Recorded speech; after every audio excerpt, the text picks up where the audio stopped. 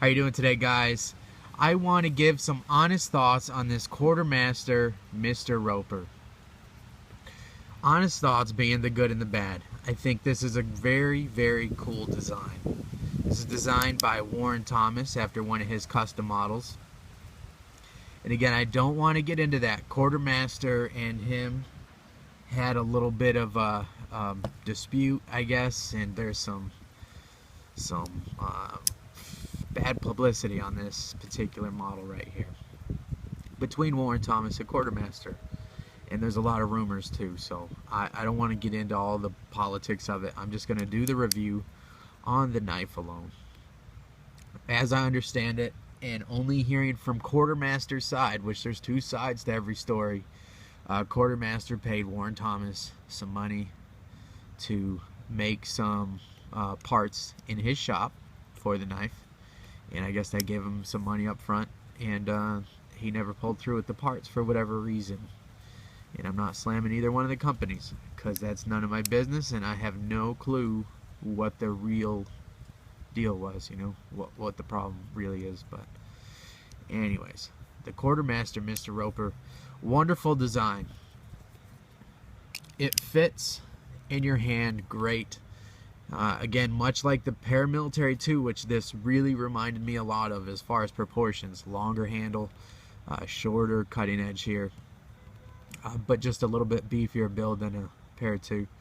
You know, obviously that's going to be one of my first knives to compare it to. I should have brought one out here, but whatever. You guys know what the Para 2 looks like. This is almost the same proportion as it, just a little bit shorter blade and a little bit shorter overall. So what you get titanium frame lock knife.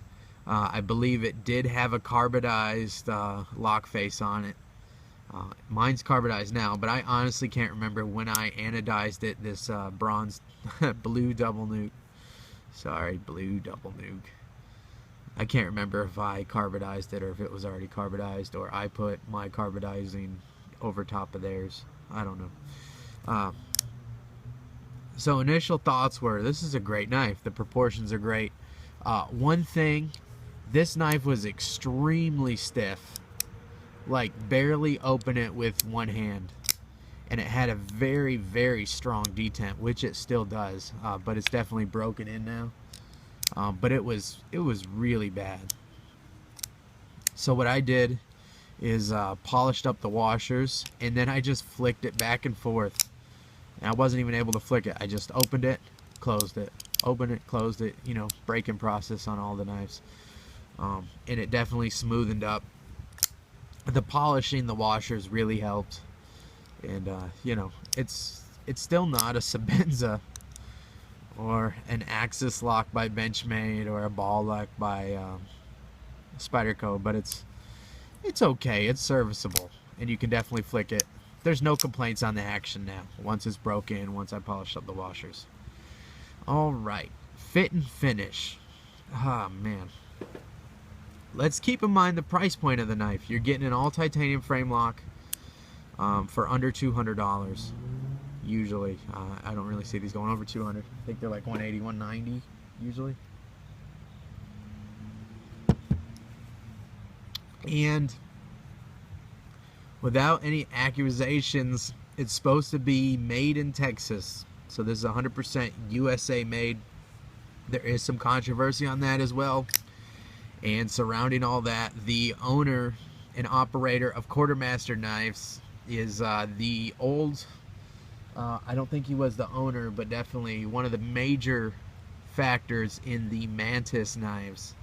And Mantis knives kind of got, you know, they're almost laughed at by the community who really is really into knives. And again, I just don't agree with a lot of the things how Jared West ran that company. And this is his company now, Quartermaster. So, you know, that's why I say I don't really want to get into all that.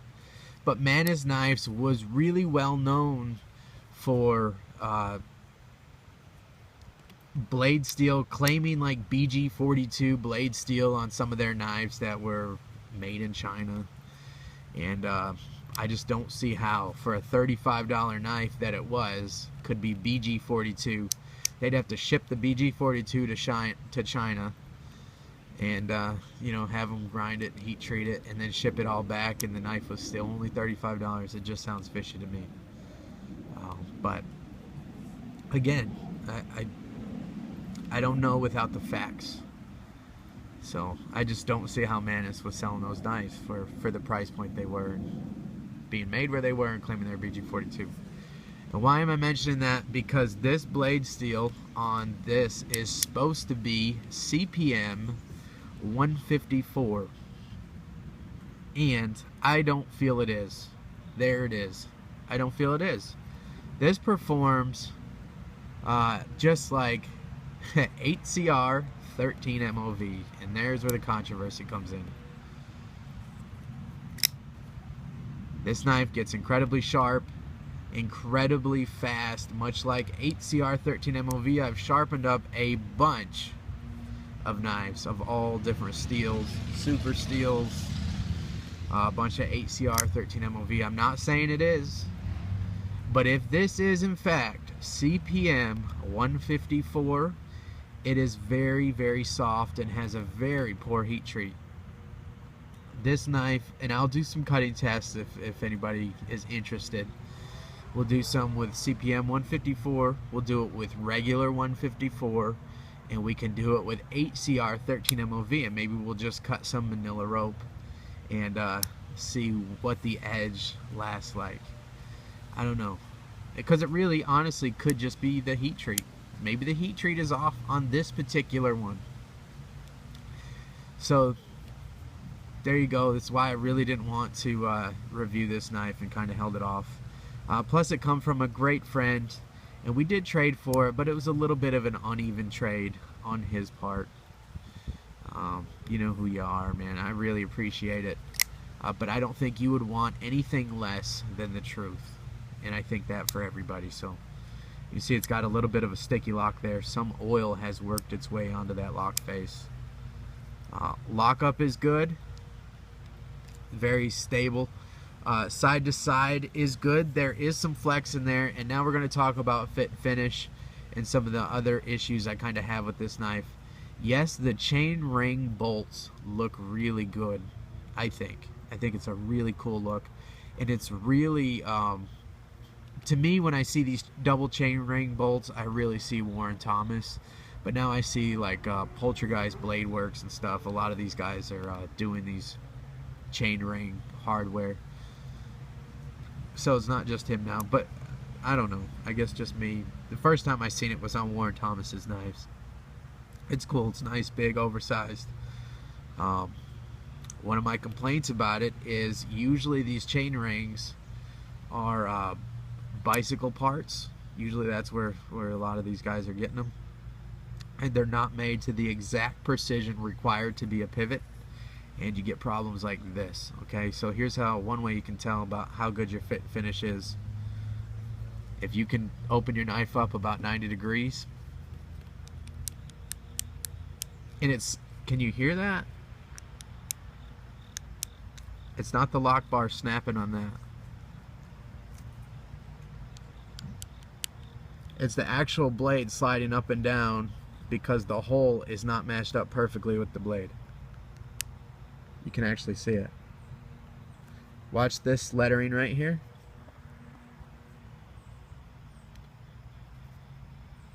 And you can actually see the blade go in and out. You can hear it. And that's clearly not the blade clicking up against the... Okay. So you're not getting the amount of precision that's required for a pivot when you use these chainring bolts. I guess unless they're custom made, and maybe these were the parts that Warren Thomas was supposed to custom make and didn't. You know, I don't know. I just don't know. It's all speculation and talking completely out of my ass because I don't know. I honestly don't know, but I'm trying to give you guys the facts. The pivot's a little sloppy. The action was terrible out of the box, but it did break in. I think it's a great design. The finish on the blade, I believe they call this the Texas T or something like that. I don't know. It's a coated blade. Looks like Cerakote or something similar. Duracoat. Not Duracoat. It's not thick enough for that. But some sort of DLC that's been tumbled. I think it's a great look. I love it. I love the hollow grind. This thing cuts really well. The edge is not so terrible that I am afraid to carry it, because it will last me throughout my daily tasks. But I almost have to treat it like it's 8CR 13 MOV, being I'm going to have to strop it every day. I might even have to run it on my ultra fine stone, my ultra fine Spyderco stone, and strop it up before I put it in my pocket. So I'm just giving you guys the truth. My particular Mr. Roper, I feel, either has a faulty heat treat or this blade is not CPM 154. CPM 154 is an awesome blade steel. It's why a lot of big name makers are using it. A lot of big name companies, Strider, switched their S30V for the most part to CPM 154. CPM 154 is different than 154. Being CPM is the powdered version of 154, the makeup can be the exact same thing, right? The steels chemically could be the same, but the powdered process of 154, CPM 154, I feel just benefits the blade steel so much in edge holding and in sharpness. Now, regular 154 CM is not a bad blade steel at all. It's really not. But CPM 154 almost acts like a different blade steel. The powder process is just a superior process.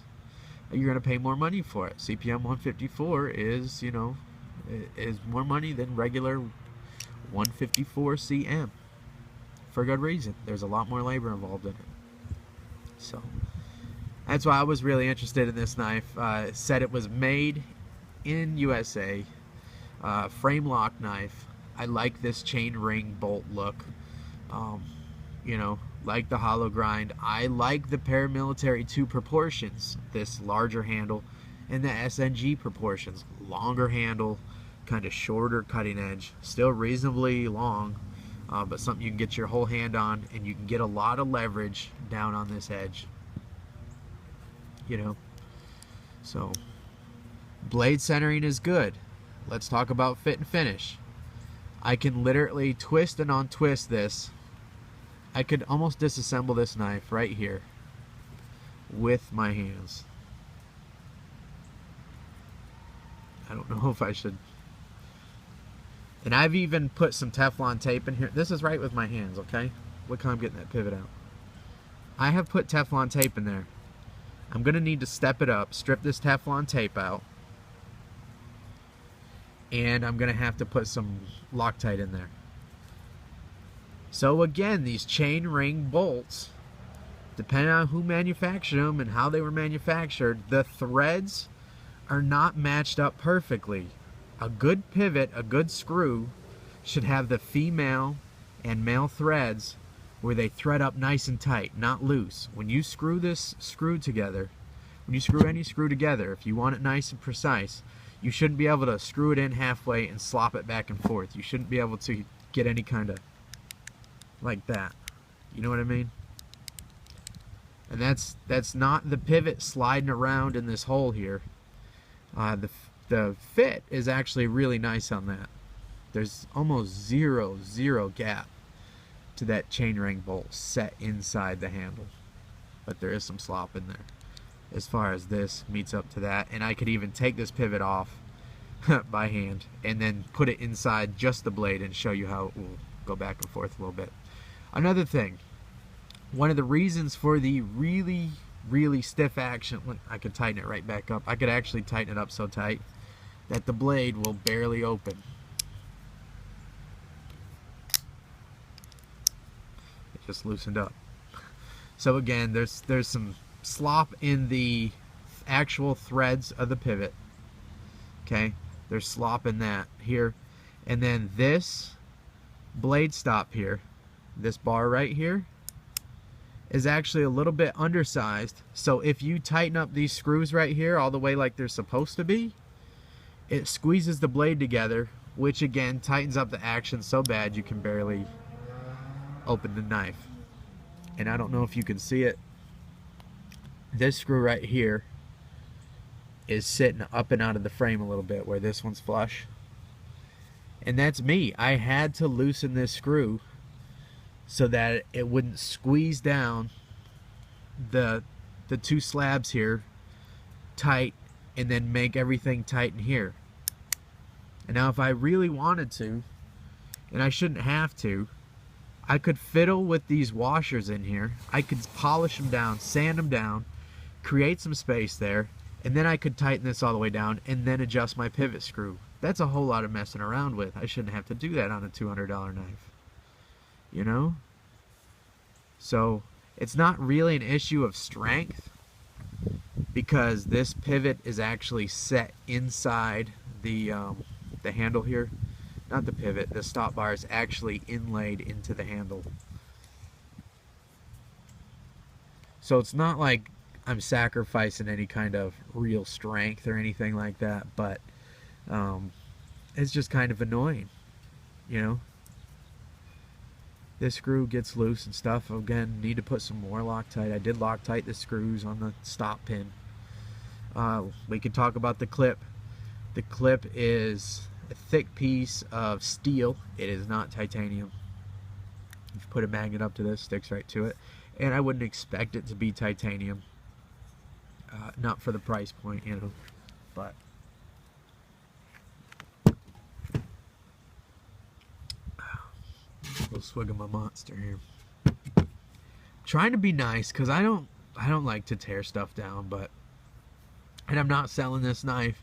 It does mean a lot to me. It comes from a good friend, but I think he would want the truth, and he would want me to tell you guys the truth. So that's what I'm doing here. The clip, for me, again, this matches Warren Thomas's design, I believe, if I remember right. His custom clip was a lot like this in proportion. I just feel it's too big. Your clip does not need to be that large. I do like a little bit of my knife poking out of my pocket, but just design-wise, and this is not really anybody's real fault, this knife sticks out of your pocket that much, you know. I guess you could thread a lanyard through there. My issue is that this clip is tight. They made it a little too thick a steel right here, I believe. Just my personal opinion. There's barely any flex at all. And if I relieve pressure off of this and pull it up a little bit to relieve some of the pressure, then it's sticking up and out. There's no spring in this clip. Clips need a little bit of spring. Let's see. See how this clips on your pocket nice and tight, but there's a little bit of give here. Again, that's the difference between titanium. Titanium has a little bit more memory than that, but I could show you on this. There's some give here, right? It's springy.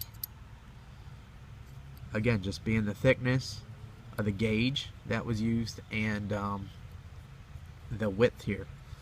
So this clip being so wide, there's so much material here, it's a strong clip. So you can take that or leave it. I personally think it's a little too strong, and it slips around in the pocket. There's a little bit of slop around the pocket. You can see a little bit of a gap here, right? It's not terrible, and you can't expect perfection for $200, but look, I can move that clip all the way down and it's still in the pocket, or I can move it all the way up. So I can literally slide it from there to there due to the slop in the pivot. Not in the pivot, in the pocket that's milled for the clip. And again, I can tighten this down super, super tight, right? But then it pinches these handle slabs together and affects the action. So I don't know. I can't recommend this knife. I'm not mad that I have it in my collection, but I definitely wouldn't recommend it to anybody. Does that sound bad? To me, I really don't care for the company, Quartermaster, and being how it was with anything Jared West involved. I don't want to really be part of. there's too much. When you're selling a BG42 knife, and again, I can't criticize Quartermaster for that because I have no proof, although you can go on Blade forums and there's thread after thread after thread of him getting parts imported from China and all the shipping receipts and the freight receipts and all that stuff. But he does have another company brand where he does sell Chinese manufactured knives. But as far as I can see, if you look at the Instagram page on Quartermaster, and I believe there's another one for Quartermaster behind the scenes, you'll see they have a crap ton of really high-tech equipment in there. So I really have no reason to believe that these are made in China, because when you look at the, you know, their stuff and their behind-the-scenes stuff and all that, everything does look good. I have a friend who knows the guys at Quartermaster pretty well, and speaks highly of them, and said he has no reason to believe that these are made in China, and that they are in fact exactly as they say they are, even down to the blade steel. You know, so I don't know who to believe, but my impressions of this particular knife are it's a great design. I still throw it in my pocket every now and then, but I would not recommend it. So how about that? Maybe my first mean review, you know, but the truth has to be put out there. If you guys own a Mr. Roper, let me know if you can do this to yours. Does yours have that slop in it? And how does your edge hold? This is terrible. I can literally cut 5 pieces of cardboard and then I can slide it along my finger like that and not get cut. And when I go to resharpen it, it's literally like 5 passes. I mean, it behaves so much like 8CR 13 MOV. It's unbelievable. It's unbelievable. If anybody's watching this and they have access to a Rockwell hardness tester, I would be super glad to send this to you. And you can put your divots wherever you want. You can put them right behind the edge. When you get your blade Rockwell tested, it does press a little dent in the blade. So anyways, I'm going to get in touch with Quartermaster, because it's not fair to roast their knife without letting them know, you know, possibly this is just a bad heat treat. Possibly the pivot I got on this one is not right. You know, maybe this is not a good example of the knife. And again, this is the only one I've ever handled. I've never handled another Quartermaster knife, and definitely never used one. So I really don't know what to expect. I can't say just based on one knife that the whole brand is garbage. This is just this particular knife. So there it is, an honest thought.